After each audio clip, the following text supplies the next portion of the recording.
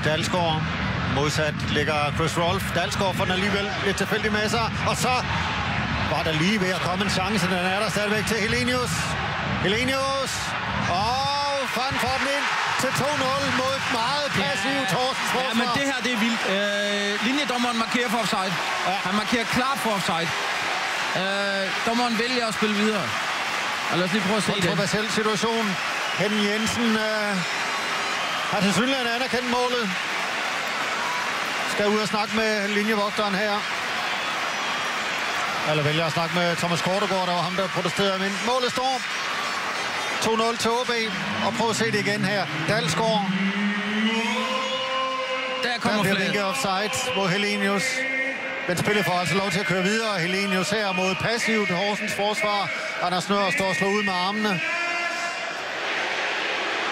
Men det er Horsens spiller, der spiller den der. Det er det, dommeren vurderer. Det er derfor, at han så vælger sin egen linjedommer fra. Og godt lavet af Helenius her. Fantastisk godt lavet.